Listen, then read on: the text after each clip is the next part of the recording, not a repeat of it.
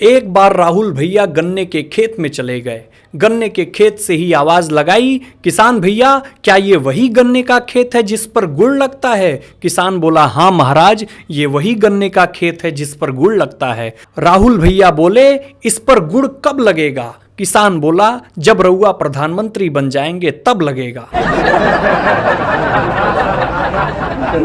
भाई साहब, जब से मोदी जी ने अब की बार 400 पार का नारा दिया है, तब से कुछ लोग आपस में बात कर रहे हैं कि लग रहा है इस चुनाव तक विपक्ष नहीं बचेगा और अगले चुनाव तक चुनाव।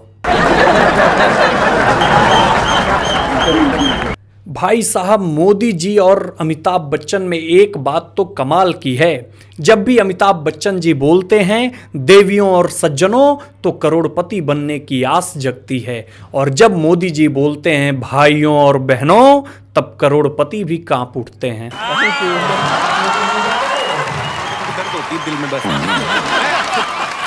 एक महिला दुकानदार के पास गई और बोली, भाई साहब एक ऐसी साड़ी दिखाओ जिसको देखकर देवरानी जलकर राख हो जाए।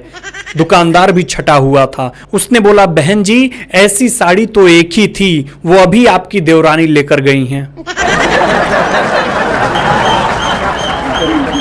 एक सास ने अपनी नई बहू को समझाते हुए कहा कि देखो, मैं इस घर की प्रधानमंत्री हूं, तुम्हारे ससुर जी गृह मंत्री हैं, तुम्हारा पति आपूर्ति मंत्री है और तुम्हारी ननद योजना मंत्री है, तुम कौन सा विभाग संभालोगी? तभी बहू ने कहा कि जी मैं तो विपक्ष में ही बैठूंगी और आपकी सरकार चलने नहीं दूंगी।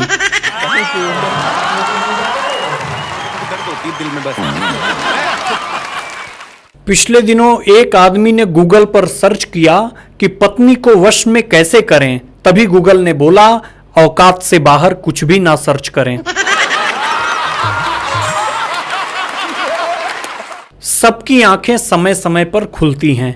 गाय की जन्म के तुरंत बाद खुलती है, बकरी की आंख 2 घंटे बाद खुलती है, बिल्ली की आंख 6 दिन बाद खुलती है, एक आदमी ही ऐसा है जिसकी आंख शादी के बाद खुलती है।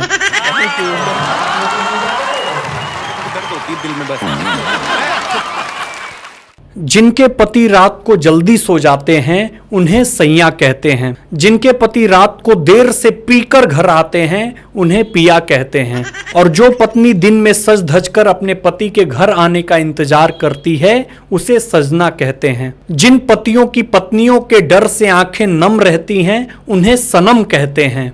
जो पति कभी कभी घर पर आए और दर्शन दे उन्हें परमेश्वर कहते हैं, और जो पति सुबह शाम बेलन की मार खा खा करके माँ माँ चिल्लाए उसे बलमा कहते हैं।